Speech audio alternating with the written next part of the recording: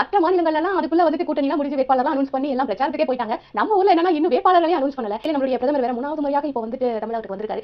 பாஜக வந்து இப்போ தமிழகத்துல வந்து ஆதரவு பெருகிட்டு இருக்கு அப்படின்னு சொல்லி ஒரு கருத்து கணிப்பு சொல்லியிருக்காங்க. அது வந்து உண்மையான ஒரு விஷயம் தான். அதாவது என்ன சொல்றாங்க அப்படின்னா அதிமுகவை விட பாஜக வந்து அதிக இடத்தை வந்து ஜெயிக்கும் அப்படின்னு சொல்லிட்டு கருத்து கணிப்புல சொல்லியிருக்காங்க. ஏன் அப்படின்னா அதிமுகல இப்போதைக்கு வந்து பொறுப்பா வந்து ஒரு தலைவர், அதாவது இதுக்கு முன்னாடி நம்ம தலைவர்களை பார்த்திருக்கோம். அதிமுக தலைவர்கள் யார் பார்த்திருக்கோம்? புரட்சி தலைவர், புரட்சி தலைவி. அவங்க வந்து எவ்வளவு பெரிய ஆளுமையா இருந்தாங்க அப்படிங்கறத நம்ம பார்த்திருக்கோம். ஆனா இப்ப இருக்கக்கூடியவங்க அவ்வளவு பெரிய ஆளுமையா இருக்காங்க அப்படின்னா கண்டிப்பா இல்ல அப்படின்னு சொல்லணும். அண்ணாமலை வந்து தலைவரான, அதாவது பாஜகவுக்கு தமிழ்நாட்டுல வந்து தலைவரா வந்ததுக்கு அப்புறமே அவர் வந்து அதிமுக கூட ஒத்து போனாரா அப்படிங்கறத பார்க்கும்போது நிச்சயமா இல்ல அப்படின்னு சொல்லணும். இதுக்கு முன்னாடி வந்து இந்த பாஜக தலைவர்கள் வந்து யாரும் அதிமுகவை சீங்கல அப்படின்னு சொல்லலாம். அதாவது அதிமுக இருந்து பாஜக கூட கூட்டணி வச்சது எனக்கு பிடிக்கலையா அப்படின்னு சொல்லி வெளியில போனவங்க எல்லாம் இப்ப என்ன பண்றாங்கன்னா பாஜகவே போய் பண்ணிடுறாங்க. இது என்னப்பா இது பிடிக்கலன்னா வெளியில போறீங்க, திருப்பி அந்த கட்சி கூட போய் ஜாயின் பண்றீங்க. ஓகே, இதெல்லாம் வந்து பாஜகவோட அரசியல் விளையாட்டு அப்படின்னு சொல்லணும். இங்க தமிழ்நாட்டுல திறமையான ஆளுமைகள் இப்போ இல்ல அப்படிங்கக்கூடிய கண் அசைவிலே கைக்குள்ளேயும் வச்சிருக்கக்கூடிய ஒரு ஆளுமை அப்படிங்கிறது ரெண்டு கட்சிகளுமே இப்ப இல்ல. 10 வருஷத்துக்கு முன்னாடி இருந்ததை விட இப்போ பாஜகவுக்கு உண்டான ஆதரவு பெருகி இருக்கிறது அப்படிங்கறத நம்ம முற்றிலுமா ஏத்துக்கிட்டு தான் ஆகணும்.